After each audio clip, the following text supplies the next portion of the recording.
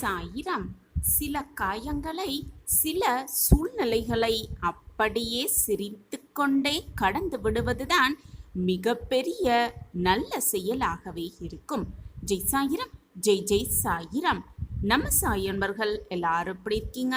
எல்லாரும் நல்லா இருப்போம். ஓம் சாயிரம். என் அன்பு குழந்தையே, இது உனக்காக என்னுடைய வாக்கு. இதை கேட்ட நிமிடத்திலேயே உன் முகம் மலர்வதை நீ கண்குளிர காண்பாய். எப்பொழுதுமே குழந்தையே, நீ பேசும் வார்த்தைகளில் அன்பை செலுத்துகிறாயோ இல்லையோ, ஒருபோதும் அம்பை செலுத்தி விடாதே. ஏனென்றால் தீயினால் சுட்ட காயங்கள் கூட விரைவிலே ஆறிவிடும். ஆனால் உன் நாவினால் சுடப்பட்ட காயங்கள் ஒருபோதும் ஆறுவதும் இல்லை, மாறுவதும் இல்லை. எல்லா மனிதர்களும் பணத்தாலும் மனத்தாலும் குணத்தாலும் இன்று இருப்பது போலவே நாளையும் அப்படியே இருப்பார்கள் என்று மட்டும் நம்பிவிடாதே. ஏனென்றால் மாற்றம் எல்லோர் வாழ்விலும் வந்து வந்து போய்கொண்டுதான் இருக்கும். எல்லோர் வாழ்விலும் மாற்றங்கள் இருந்து கொண்டுதான் இருக்கும். நொடிக்கு நொடி மாறிக்கொண்டிருக்கும் மனிதர்களை நம்பி நீ நொடிந்து விடாமல் பார்த்து கொள்ள பழகு. ஏனென்றால் மாற்றம் ஒவ்வொரு மனிதர்களுக்குள்ளும் மாறி மாறி வந்து கொண்டுதான் இருக்கும். எல்லா மனிதர்களும் பணத்தாலும் குணத்தாலும் இன்று இருப்பது போல் எப்பொழுதும் இருக்க மாட்டார்கள் குழந்தையே. இதுதான் நிதர்சனமான உண்மை. கொஞ்சம் தூரமாகவே இருந்துவிடு எல்லோரிடமும். உன்னை யாரும் தொல்லை என்று நினைக்கும் அளவிற்கு அவர்களிடம் நெருங்கி விடாதே. இதுதான் அவர்களுக்கு நீ செய்யும் நல்ல நிகழ்வாகவே இருக்கும். ஒருவர் மீது வைக்கும் அதிகமான அன்பு கூட சில நேரங்களில் சிலருக்கு கசந்துதான் போகிறது. பல பேருக்கு அது வெறுக்கவும் செய்கிறது, கசந்தும் விடுகிறது. அடுத்தவர்களிடம் நீ உரிமை எடுத்துக்கொள்ளும் பொழுது அவர்கள் அதற்கு தயாரா என்பதை ஒரு கணம் யோசித்து செயல்படு. அனுமதியின்றி எடுக்கப்படும் உரிமைகள் கூட அர்த்தமற்ற வருத்தங்களை மட்டுமே உண்டாக்கும் என்பதை தெரிந்து கொண்டு செயல்படு.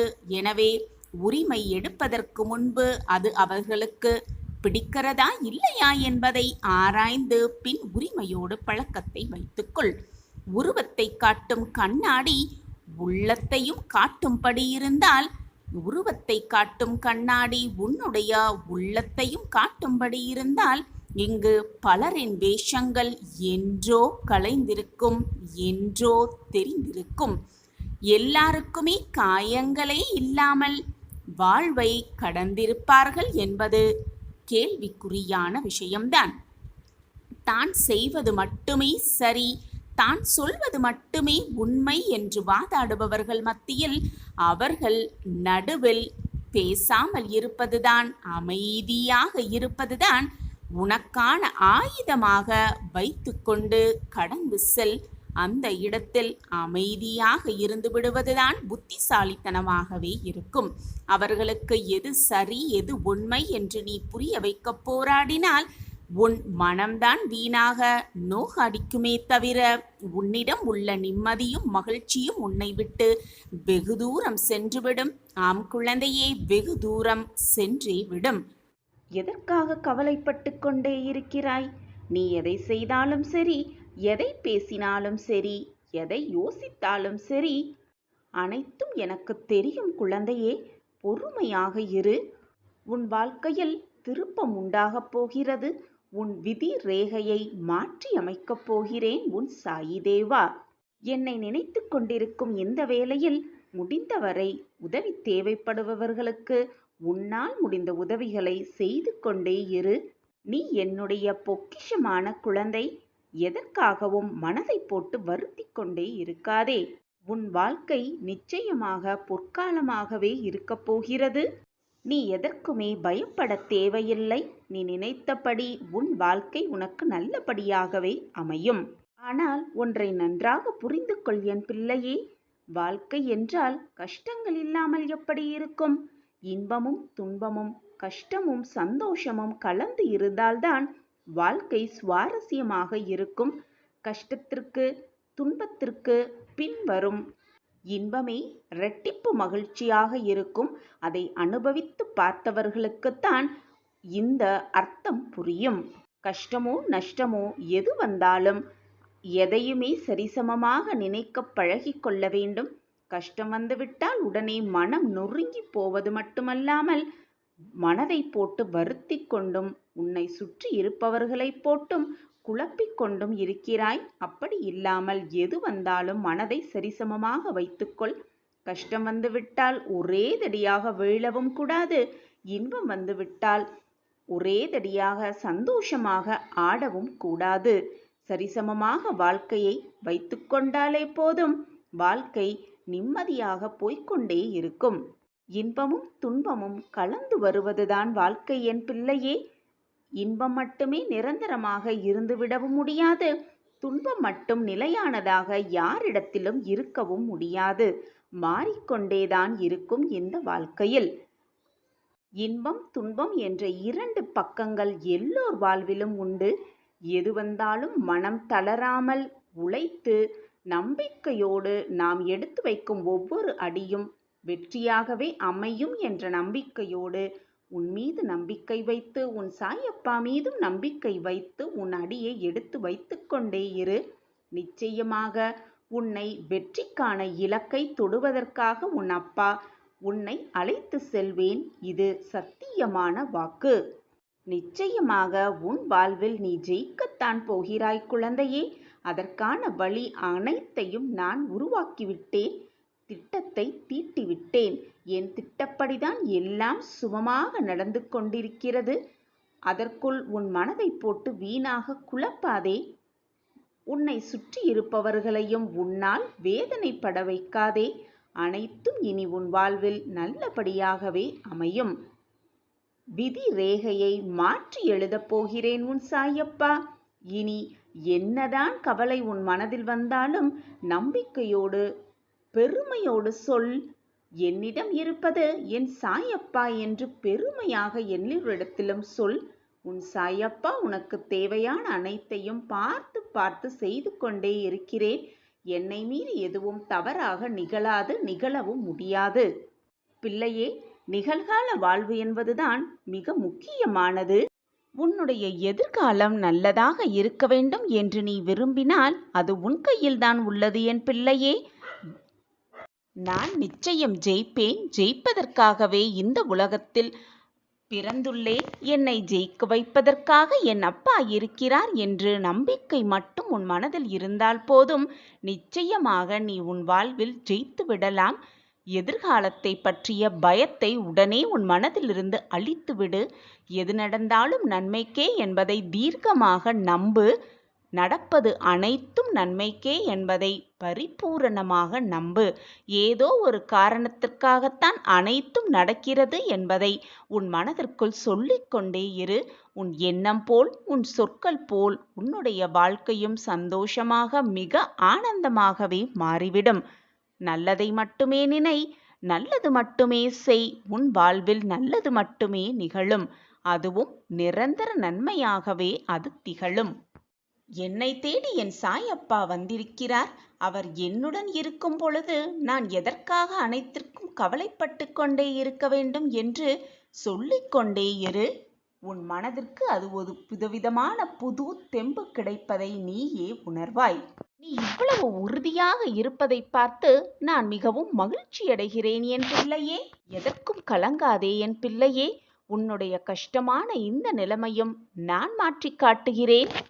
உண்மைக்கு சற்று திமிர் அதிகமாகத்தான் இருக்கும் என் பிள்ளையே. எதையுமே என்னால் சாதிக்க முடியும் என்பதை தீர்க்கமாக நம்பு. இறைவன் எப்பொழுதும் நம் பக்கத்தில்தான் இருக்கிறார் என்பதை அறிந்து புரிந்து கொள். எதற்குமே வீணாக உன் மனதை குழப்பிக் கொண்டே இருக்காதே. உறவினர், தாய் தகப்பர் யாராக இருந்தாலும் அவர் நம்மை கைவிட்ட போதிலும் உன் சாயப்பாவாகிய நான் எந்த பொழுதும் எந்த நொடியும் உன்னை நான் கைவிடவே மாட்டேன். இது உன் சாயப்பாவின் சத்திய வாக்கேதான். தவறு ஒன்று நடக்கும் பொழுது அதை சகித்துக்கொண்டே போகும் பொழுது உனக்கான மரியாதை நிச்சயமாக உனக்கு கிடைக்காது. சிலரிடம் பேச வேண்டிய நேரத்தில் பேசியே ஆக வேண்டும். இல்லையென்றால் உனக்கான மதிப்பை நீ இழந்துதான் ஆக வேண்டும். சகிப்புத்தன்மைக்கும் அடிமைத்தனத்திற்கும் முதலில் வித்தியாசத்தை கண்டுபிடி. இல்லையென்றால் பந்தி முடிந்தவுடன் வாழை இலையை எப்படி தூக்கி எறிகிறார்களோ அதே போல உன்னையும் வேலை முடிந்தவுடன் தூக்கி எறிந்து விடுவார்கள். மறந்து செல்வதும் தான் கடந்து செல்வதும் தான் இந்த உலகத்தில் மிக சிறிய மருந்தாக இருக்க முடியும். எது நடந்தாலும் மறந்துவிடு. எது உன் மனதை காயப்படுத்தும் நிகழ்வுகளாக நிகழ்ந்தாலும் அதிலிருந்து நகர்ந்து சென்றுவிடு. இப்படி இருந்து பார், உன் மனது மிக நிம்மதியாகவே இருக்கும். மனம் நிம்மதியாக இருந்தால் தானாகவே சந்தோஷமும் மகிழ்ச்சி ஆனந்தம் எல்லாம் மனதில் குடிகொண்டுவிடும். எனவே உன்னை மாற்றிப்பார். உனக்கான நல்ல வாழ்வு உனக்கு நிச்சயமாக அமையும். உன் சாயப்பா உன்னை பார்த்து கொண்டுதான் இருக்கிறேன். என்னை மீறி உன் வாழ்வில் எதுவும் தவறாக நிகழாது என்ற நம்பிக்கை மட்டும் உன் மனதில் வைத்துவிடு வைரமே. குழந்தையே, அப்படியென்றால் என்மேல் உனக்கிருந்த நம்பிக்கை குறைகிறதா என்ன? உன்னுடைய பிரச்சனைகள் தலையை சூழ்ந்து கொண்டு தான் இருக்கிறது. எந்த பக்கமும் நகரவே உன்னால் முடியவில்லை. காத்திருந்து காத்திருந்து நீ என்னிடம் கேட்டது எதுவுமே இது நாள் வரை நடக்கவில்லை. இப்படியே நாட்கள் நகர்ந்து கொண்டே இருந்தால் அனைத்துமே முடிந்துவிடும், வாழ்க்கையே வீணாகிவிடும் என்று பதறி துடித்து கொண்டிருக்கிறாய். குழந்தையே, இப்பொழுதாவது அப்பா சொல்வதை கேட்பாயா? இப்பொழுது நடக்கும் உன் வாழ்க்கையில் நடக்கும் சூழ்நிலைகள் உன் வாழ்வின் முடிவிற்காக அல்ல, உனக்கான நல்ல வாழ்விற்கான தொடக்கமே என்பதை மனதார நம்பு. உன் விதியை 100% நிச்சயமாக உன் சாயிநாதா மாற்றுவேன். கண்மணியே, நீ உன் வாழ்க்கையின் அடுத்த கட்டத்திற்கு நகரப் போகிறாய். முதல் அடியை எடுத்து வைக்கப் போகிறாய். அதற்கான முதல் அடிதான் உன் வாழ்வில் ஏற்பட்ட இத்தனை பிரச்சனைகளுக்குமான தொடக்கம். சாயிநாதரே, இப்பொழுது என் வாழ்க்கை எந்த நிலைமையில் போய்கொண்டிருக்கிறது என்பது எல்லாமே உங்களுக்கு தெரியும். அப்படி இருக்கையில் என் வாழ்க்கை அடுத்த கட்டத்திற்கு நகரப்போகிறது, அடுத்த அடி எடுத்து வைக்கப் போகிறேன் என்று நீ சொல்கிறீர்களே, எப்படி இது சாத்தியம் என்பதை என்னிடம் புரியாமல் கேட்டுக்கொண்டிருக்கிறாய். கண்மணியே, உன் வாழ்க்கையில் என்ன நடந்தது, என்ன நடந்து கொண்டிருக்கிறது, இனி உன் வாழ்வில் என்னெல்லாம் மாற்றங்கள் நிகழும் என்பதை உன் சாயப்பா முடிவெடுத்து விட்டேன். அதன்படிதான் எல்லாமே நகர்ந்து கொண்டிருக்கிறது. நீ நினைப்பதாலோ, நீ வருந்துவதாலோ, நீர் கண்ணீர் சிந்துவதாலோ எதுவுமே மாறப்போவதில்லை. ஏற்கனவே எழுதப்பட்டதுதான் நடந்து கொண்டிருக்கிறது. நடந்து முடிந்தது அனைத்தும், இனி நடக்கப் போவது அனைத்தும் ஏற்கனவே தீர்மானிக்கப்பட்டவைதான். குழந்தையே, ஏற்கனவே பல பிரச்சனைகள் தைரியத்தோடு தாண்டி வந்துவிட்டாய். ஆனால் ஏனோ இப்பொழுது இந்த சிறிய பிரச்சனை கூட உனக்கு மிக பெரிதாக தெரிகிறது. உன்னுடைய பக்திக்கும் நம்பிக்கைக்கும் சவால் விடும் பிரச்சனையாகவே இது உனக்கு தெரிகிறது. குழந்தையே, முதலில் வாழ்க்கையின் அடிப்படையை நீ புரிந்து கொள்ள வேண்டும். அப்பொழுதுதான் உன் வாழ்வில் நடக்கக்கூடிய பிரச்சனைகள் உனக்கு எதுக்கு வருகிறது, எதனால் வருகிறது, எதற்காகவே வருகிறது என்பது புரியும். வாழ்க்கை என்பதே ஒரு நாடக மேடை. அந்த நாடகத்தில் வெற்றி தோல்வி, இன்ப துன்பம், கஷ்ட நஷ்டம் எல்லாம் வருவது இயற்கையே. தோல்வி வந்துவிட்டால் உடனே சரிந்து விழாமல் வெற்றி அடைவதற்கான வழியை தன்னம்பிக்கையோடு முயற்சி செய்ய வேண்டும். அப்பொழுதுதான் வாழ்க்கையின் வெற்றியை எட்டி பிடிக்கலாம். யாரிடம் உன் குறைகளையெல்லாம் கூறி அந்த குறைகளுக்கான வழியை தேடுகிறாயோ அந்த இடத்திலிருந்து உன் தேடல்களுக்கான வழியை நான் காண்பிக்கிறேன். உன் வாழ்க்கைக்கான நல்ல நல்ல வழிகாட்டியாகவும் இருக்கிறேன். உனக்கு நிவர்த்தியும் செய்கிறேன். யாரை நீ தேடி செல்கிறாயோ அவர்களாகவே நான் நின்று உன்னை வரவேற்கிறேன். எனக்கு பிரியமானவர்களே உனக்கு ஆசி கூறுவார்கள். அந்த ஆசிர்வாதத்தை வழங்குவது உன் சாயிநாதரே என்பதை அறிந்து கொள். உன்னுடைய சோதனை காலத்திலும் யாரேனும் உன்னோடு பயணித்தால் அதுவும் நானே. யாராவது உனக்கு ஆறுதல் வார்த்தைகள் அளித்தாலோ அல்லது அன்பான உபதேசங்களை செய்தாலோ அதுவும் நானே.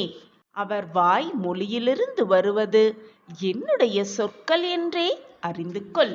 உன் வீட்டில் இருக்கும் சந்தோஷம்தான் மிக அவசியம். அந்த சந்தோஷத்திலிருந்துதான் உனது கஷ்டம் நீங்குவதற்கான வேகமும் இருக்கிறது என்பதை புரிந்து கொள் என் பிரியமே.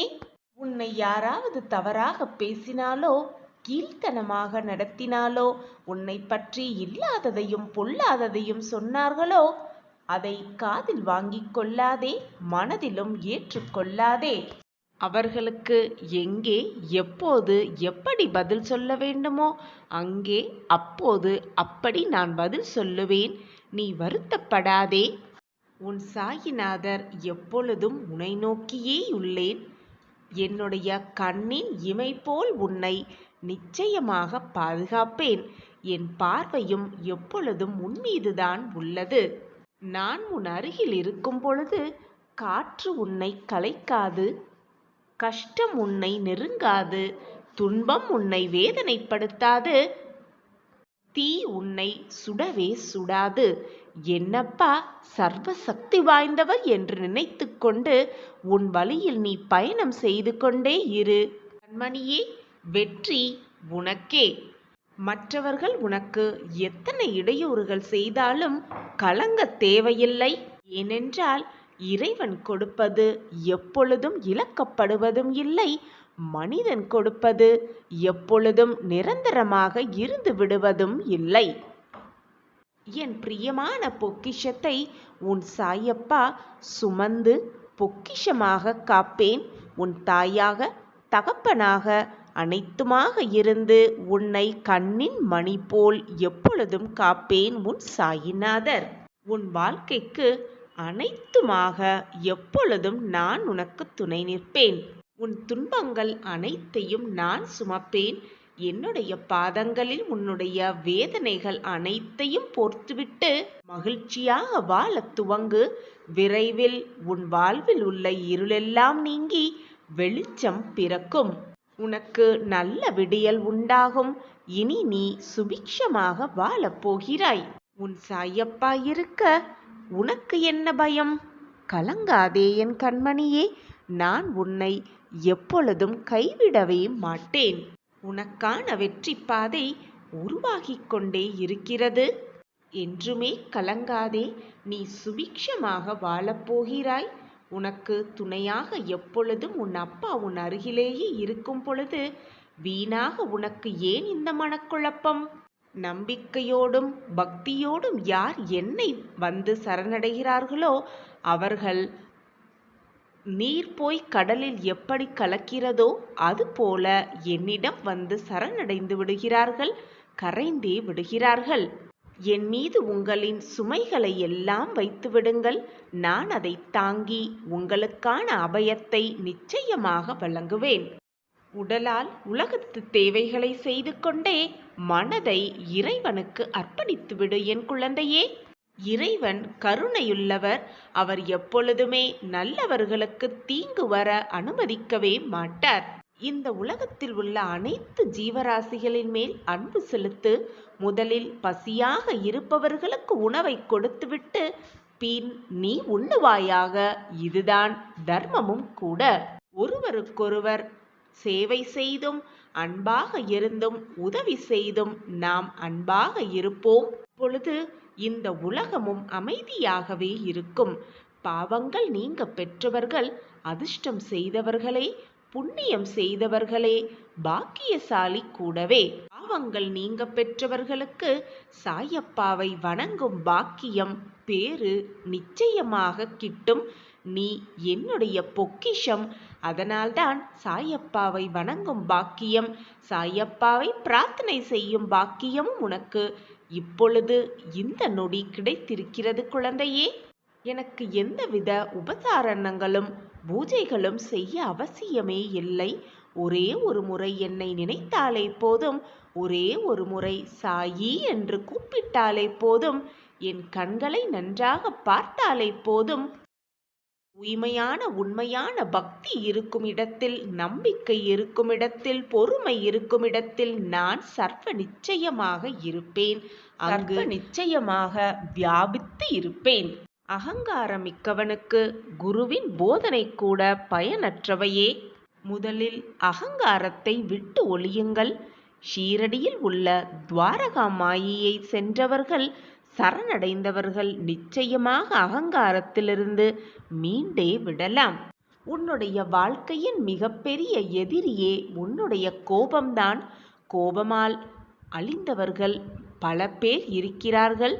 கோபத்தினால் வாழ்க்கை இழந்தவர்களும் பல பேர் இருக்கிறார்கள். என் குழந்தையே, எது நடந்தாலும் கோபப்படாதே, நிதானமாக சிந்தனை செய்.